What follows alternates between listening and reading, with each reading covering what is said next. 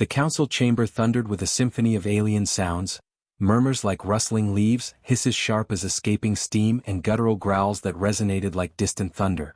Chair Valer raised a tendril, its translucent surface catching the chamber's crystalline glow, and the cacophony subsided into an expectant silence. Earth stands accused of reckless defiance, the jellyfish-like alien declared, his voice reverberating through the crystalline expanse. All eyes turned to Ambassador Celine Calder, humanity's lone representative, her expression unyielding amid the storm. Towering pillars of shimmering crystal stretched to a domed ceiling that seemed to capture and reflect the light of distant stars.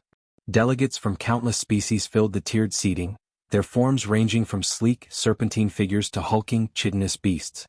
At the center of it all, seated in the defendant's podium, was Earth's representative, Ambassador Celine Calder. Ambassador Calder, the council chair, a translucent, jellyfish-like entity named Valer, intoned with an air of finality.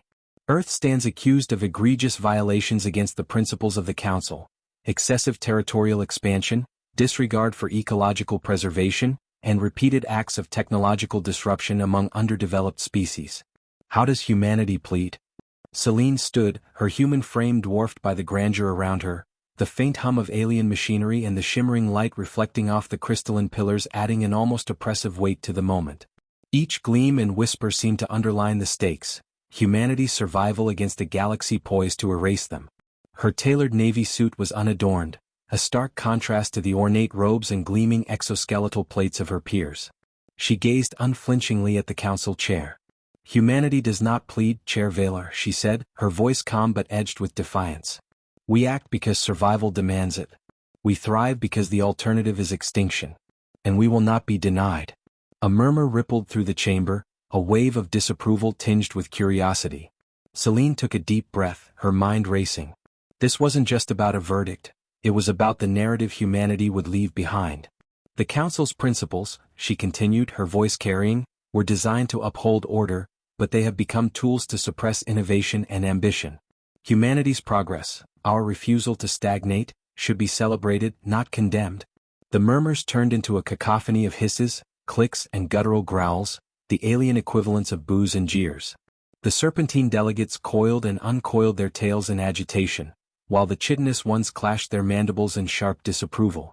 The room vibrated with discontent, an overwhelming wave of disdain directed squarely at the lone human. Valer's tendrils undulated, signaling for silence. Enough, Valer said. The Council has deliberated. By unanimous decision, Earth is to be expelled from the Galactic Council. All trade, diplomatic relations, and mutual defense agreements are hereby terminated. Effective immediately. Celine's heart sank, but she refused to let it show. A single thought burned in her mind: humanity had faced annihilation before, whether in the fires of global wars or the desolation of environmental collapse. And each time they had rebuilt stronger, smarter, and more united. This time would be no different. This time would be no different. She bowed slightly. Humanity will remember this decision. So too will history. The spaceport on Mars was bustling with activity when Celine arrived days later. Humanity's most ambitious frontier colony was now a linchpin in their survival, teeming with engineers, soldiers, and scientists. As she stepped off her shuttle, a voice rang out from a nearby observation tower. Ambassador Calder. Welcome home. She turned to see Admiral Isaac Reyes descending a flight of stairs. His uniform was crisp, his face weathered but warm. The two shook hands, their grip firm and mutual. I heard about the Council's decision, Reyes said, his tone somber. Hell of a blow.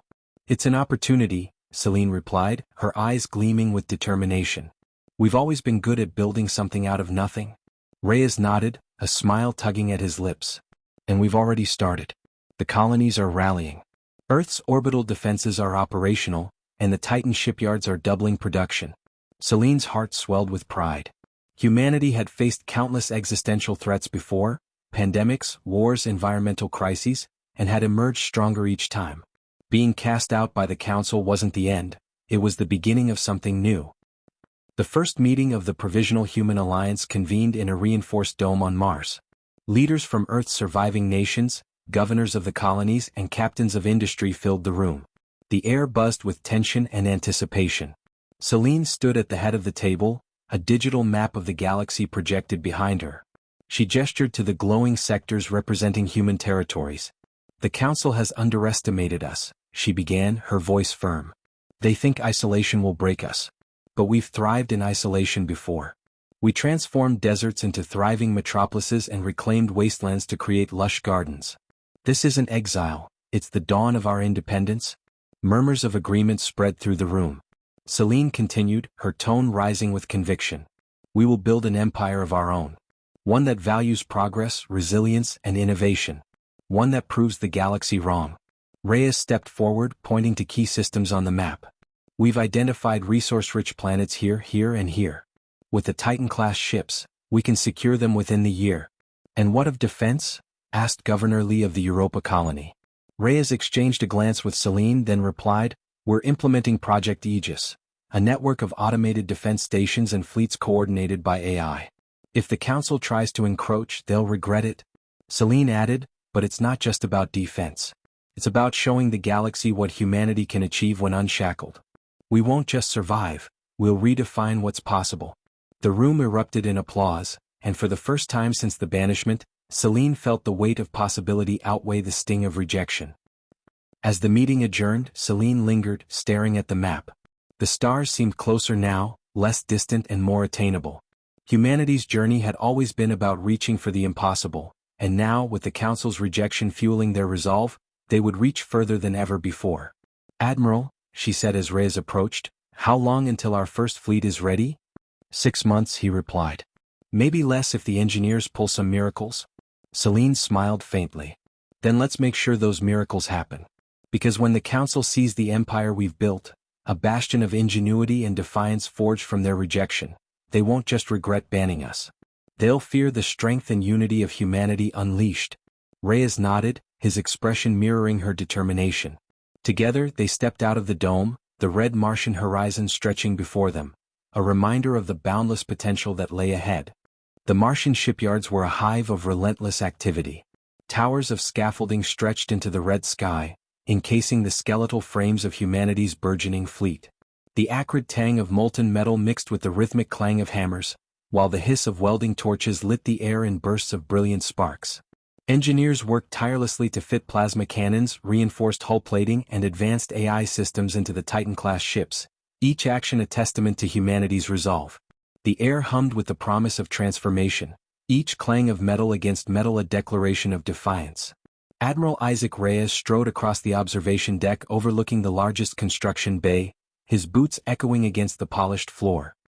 His hands clasped tightly behind his back, a habit born of years in command, while his sharp eyes scanned the frenetic activity below. The sight filled him with both pride and a gnawing urgency, every spark and clang of metal a reminder of the weight resting on his shoulders. Reyes observed the activity below with a mix of pride and urgency. Beside him, Celine Calder matched his pace, her hands clasped behind her back as she took in the relentless progress. It's coming together, Reyes said, gesturing to the nearly completed Endeavour, the flagship of the new fleet. We're ahead of schedule on the first wave. We'll need to be, Celine replied, her gaze fixed on the distant horizon. The Council won't ignore us forever. When they realize we're not floundering, they'll act. Reyes nodded grimly. And they'll act decisively? Celine turned to face him, her voice resolute. Then we make sure their first move is their last mistake. The Provisional Human Alliance headquarters buzzed with the same energy as the shipyards. Around the clock, strategists debated fleet formations, scientists unveiled advanced weaponry prototypes, and industrial leaders coordinated the logistics of resource distribution, each interaction charged with purpose. Holodisplays flickered with shifting data, while tense voices overlapped in a chorus of determination and urgency. The command center, buried beneath the surface of Mars for protection, was an intricate labyrinth of holodisplays and communication nodes. Celine stood at the center of a circular room, a holographic projection of the galaxy spinning slowly above her. The leaders of humanity's scattered territories surrounded her, each projecting determination tempered by the enormity of their task. The Endeavour and its sister ships, Celine began, pointing to the glowing icons representing the fleet, will be our spearhead. But we can't rely solely on brute force. We need alliances. With who? Governor Lee asked skeptically. The Council has poisoned every relationship we had. Celine met his gaze steadily. Not every species sees eye to eye with the Council. Some resent their domination as much as we do. The Free Merrick's Confederation, the Ulnai Separatists, even smaller factions like the Lhasa Traders. They're out there waiting for someone bold enough to challenge the status quo. Admiral Reyes folded his arms. And if they don't want to ally? Celine's lips curved into a faint smile. Then we'll trade. We'll barter. We'll prove our value without bending to their rules. And when the time comes, they'll know where to turn. The first test of humanity's resolve came sooner than expected. An unregistered Ulver reconnaissance drone breached the outer perimeter of the Martian defense grid. Automated turrets eliminated it within seconds, but the implications were clear. They're watching us, Reyes said during an emergency council meeting. Testing our defenses? Celine leaned over the table, her hands pressing against its cold surface. Good. Let them see what we're building. You're not worried they'll retaliate? Governor Lee asked. Celine shook her head. Not yet. They won't strike until they're certain of an easy victory. That gives us time to send a message. What kind of message? Reyes asked, his brow furrowing. Celine straightened, her voice firm. One they can't ignore. The Endeavour's maiden voyage wasn't to a distant star system or an uncharted planet. It was straight to the Council's doorstep. Flanked by its sister ships, the flagship emerged from hyperspace just outside the neutral zone surrounding the Council station. Every move was deliberate, every system calibrated for maximum visibility. Inside the Council chambers, chaos erupted. Delegates shouted over one another, demanding answers, strategies, and reassurances. At the center of it all, Chair Valair pulsed with agitation. What is the meaning of this? Valair's voice resonated across the chambers as the image of the Endeavour filled the central holodisplay. Earth was expelled. They have no right to approach our sanctum. The transmission from the Endeavour crackled to life. Celine's face appeared, calm and composed, yet unyielding. Behind her, the bridge hummed with activity. Officers called out tactical updates, the glow of monitors illuminated determined faces, and the soft hum of power coursing through the systems underscored the crew's readiness. The air was thick with focus and the quiet intensity of a team prepared for anything. Chair Valair, she began, her voice steady, we're not here to plead for re-entry. We're here to show you what you failed to crush. Humanity has grown, evolved, and thrived. You wanted to isolate us, but all you did was make us stronger. The chamber fell silent, the weight of her words palpable among the assembled delegates. Celine seized the moment, her tone sharpening to drive her point home. We do not seek war, but we will not cower. If you try to threaten our independence, you will find that Earth is no longer the weak world you dismissed. We are an empire now, and we will not be underestimated. Valair's tendrils trembled, a visible sign of his unease. This is a provocation. You risk annihilation. Celine leaned closer to the camera, her gaze piercing. No, Chair Valair. This is a warning. If you come for us, you will face not just Earth's resolve but the ingenuity and unity of an empire born from your rejection. The transmission cut, leaving the council chambers in stunned silence. On board the Endeavour, Celine turned to Reyes. Let's head home. We've made our point. Reyes nodded, a rare smile breaking his stern demeanor. They'll remember this day for a long time. Good, Celine replied, the faintest edge of satisfaction in her voice. Because we're just getting started? The Endeavour and its fleet glided into the Martian docks, their hulls still glowing faintly from the rigors of hyperspace travel. The crews aboard cheered quietly, their exhilaration tempered by the knowledge that the battle ahead would be even greater than the one behind them. Humanity's bold statement at the Council had set the galaxy abuzz, and the ripples of their actions were beginning to take shape. Reports flooded into the Provisional Human Alliance headquarters. Neutral species expressing cautious interest, whispers of dissent within the Council ranks, and, more ominously, sightings of Council-aligned fleets moving closer to human space. Admiral Isaac Reyes stood before a holographic projection of the galaxy in the Martian command center. The room was dim, illuminated by the soft glow of data streams and the bright points of the galaxy's key territories projected in sharp relief. A faint hum of machinery filled the air, underscoring the gravity of the moment as every decision weighed heavily on the gathered leaders. Beside him, Celine Calder's expression was one of grim satisfaction. The attention humanity had drawn was both a victory and a new danger. They're testing our resolve, Reyes said, gesturing to the marked movements of enemy fleets on the projection. The Council isn't used to being challenged. Good, Celine replied, her voice steely. Let them come. We've already shown we're not the same Earth they dismissed. Reyes nodded but remained pensive. We've bought ourselves time but not much. How do we prepare for what comes next? Celine turned to the gathered leaders and scientists seated around the circular table. "We build alliances," she said. "The Council's dominance thrives on fear and division. If we can show others that humanity's defiance is not reckless but strategic, we'll find allies among those who've long been silenced." The first step in forging alliances began with the Lhasa traders, a semi-nomadic species renowned for their intricate trade networks and technological prowess.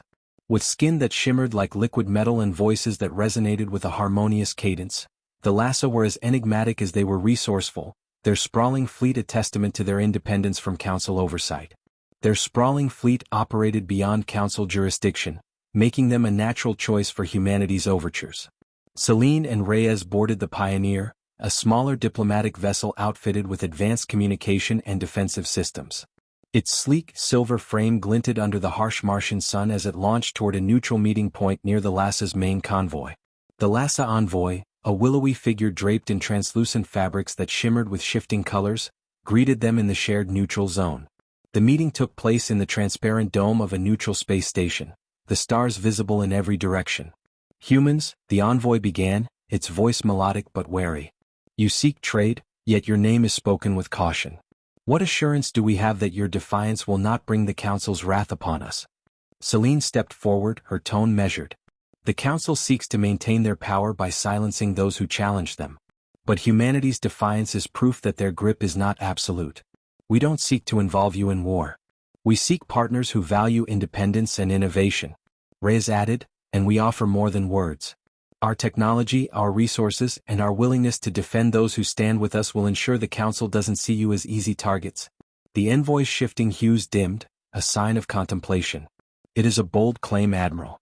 One that must be tested." While diplomatic ties with the Lhasa were being forged, humanity faced its first direct retaliation. A Council-aligned fleet breached the outer defense grid of the asteroid colonies, a calculated move meant to test Earth's military readiness. Reyes wasted no time. The Resolute, one of the Titan-class ships, led the counterattack, its crew operating with a precision honed by months of relentless drills. Every movement on the bridge was a testament to their preparation, officers swiftly inputting commands, the hum of calibrated systems filling the air, and the shared, unspoken resolve of a team determined to defend their people. As the ship emerged from hyperspace near the asteroid belt, the enemy fleet, a mix of sleek frigates and heavily armed cruisers, was already advancing. "All stations prepare for combat," Reyes commanded, his voice calm but firm. The bridge hummed with focused activity as officers relayed orders and monitored tactical displays. The Resolute unleashed a barrage of railgun slugs and plasma bolts, its weaponry tearing through the shields of the nearest enemy frigates. Explosions lit the void, and the asteroid field became a deadly maze of debris and hostile fire. "Enemy ships are regrouping," the tactical officer reported. "They're targeting our flank?" Reyes nodded. "Execute pattern Omega. Lure them into the field and split their formation." The Resolute and its escort ships maneuvered deftly through the asteroid belt, using the terrain to their advantage. Enemy ships, less familiar with the area, struggled to maintain cohesion. One by one they were isolated and destroyed. Back on Mars, news of the battle's outcome spread quickly. The victory was decisive, but Celine knew it was only the beginning. The Council would not let such a loss go unanswered. Celine addressed the Provisional Alliance from the Martian Command Center, her image broadcast to human territories across the system. The room was alive with a quiet hum of anticipation, leaders and officers leaning forward as her words carried through the air. Across the colonies, settlers paused their work, their faces illuminated by holoscreens, each word from Celine igniting a collective sense of purpose and pride. Her tone was calm but resolute, each word carrying the weight of the moment. "Today we proved that humanity will not be intimidated. The Council believed they could break us, but they underestimated our resolve. This victory is not the end of our struggle, it is the foundation of something greater. Together we will build an empire that stands not on fear, but on strength, innovation and unity." Cheers erupted in command centers, settlements and ships alike. For the first time in decades, humanity was not merely surviving, they were thriving. As the Martian sunrise cast the red sands in golden hues, the people of the Provisional Human Alliance surged into action, their movements purposeful and urgent. The air buzzed with the hum of machinery and the sharp cadence of commands, every sound underscoring humanity's unyielding resolve to forge its destiny among the stars. Across the system, humanity was mobilizing. The decisive victory in the asteroid belt had sent ripples through the galaxy. Neutral species began reaching out cautiously, and the LASA traders, convinced of humanity's resolve, finalized an agreement for trade and technological collaboration. Admiral Isaac Reyes stood aboard the Resolute, its bridge alive with activity as officers worked tirelessly to coordinate the next steps. Reports streamed in from various sectors, highlighting both progress and looming threats. Despite the frenetic pace, there was a palpable sense of purpose in the air. Reyes turned to Celine Calder, who had joined him on the flagship for the inaugural meeting of the newly formed United Terran Empire. Her steady gaze betrayed the storm of emotions beneath: pride for humanity's progress, determination to see it endure, and the faint, unshakable memory of the Council's dismissal fueling her resolve. Her gaze was steady as she reviewed the incoming data, her thoughts focused on the fragile alliances, looming threats, and the immense stakes of their rising empire. "Celine," Reyes said, drawing her attention. "The Council won't stay silent for long. They've underestimated us, but they'll regroup. We need to be ready for what comes next." Celine nodded. "And we will be. But this time we won't just react. We'll take the initiative. Humanity isn't playing by their rules anymore." The inaugural meeting of the United Terran Empire's leadership convened in the Central Command Hall aboard the Resolute. Governors from Earth's colonies, military leaders, and key industrial figures filled the room, their holographic presences projected from distant corners of human space. The atmosphere crackled with energy, a mix of determination and the weight of the future they were forging. Celine stood at the head of the table, a massive holographic map of the galaxy spinning above them. Key territories, trade routes, and potential allies were marked in vivid colors. "We've achieved something remarkable," Celine began, her voice steady but charged with emotion. "In the face of rejection and isolation, we've built the foundations of an empire. But this is only the beginning. The galaxy will not hand us our place. We must claim it." Reyes gestured to the map. "The LASA Alliance gives us access to technology and trade that rival anything the Council controls. With their networks, we can expand our reach and secure vital resources." Governor Lee of Europa Colony leaned forward, his holographic image flickering slightly. "And what of defense? The Council won't allow us to expand unchallenged." Reyes exchanged a glance with Celine. "That's where Project Vanguard comes in." At Reyes's signal, a new section of the map illuminated, revealing a network of orbital platforms, automated defense stations, and advanced fleets positioned strategically throughout human space. "Project Vanguard," Reyes explained, "isn't just about defending our territories. It's about making any attempt to attack humanity a catastrophic mistake."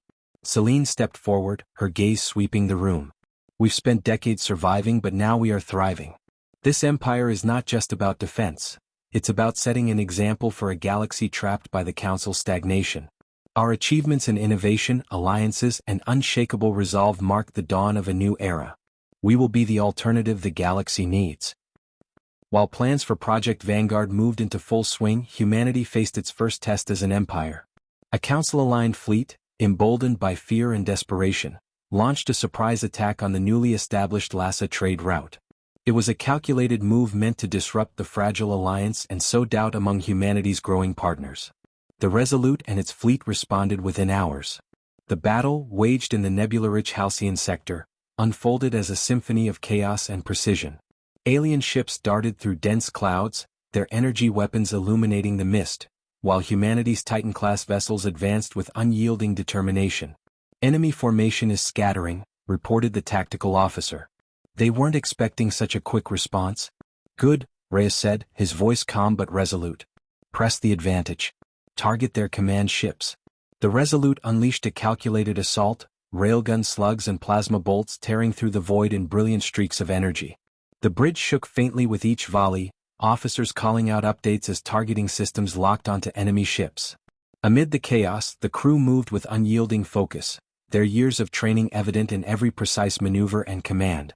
Each hit was a testament to the relentless drills and innovation that had become humanity's hallmark. One by one, the enemy ships fell, their formations collapsing under the weight of the counterattack. Back on Mars, the victory was celebrated cautiously. Celine addressed the United Terran Empire from the Martian Command Center, her words broadcast across colonies and fleets. "We've faced the Council's retaliation and proven our strength," she said. "But strength alone isn't enough. We must show the galaxy that our empire stands for more than defiance. We stand for progress, for unity, and for the future." The room erupted in applause, but Celine's expression remained thoughtful. She knew the challenges ahead would be as daunting as those they'd already faced. The council wouldn't stop, and the galaxy's trust wouldn't be won overnight. Later, standing alone in the observation dome of the Martian Command Center, Celine gazed at Earth glowing in the distance. The blue-green orb shimmered like a fragile jewel, a reminder of the countless sacrifices and unwavering determination that had brought humanity to this point. Her thoughts lingered on the lives lost, the relentless struggles, and the indomitable spirit that had transformed humanity into a force to be reckoned with. For the first time in decades, humanity was shaping its own destiny, not as a rejected outlier but as a rising power. "We're not just surviving anymore," she whispered to herself. "We're leading."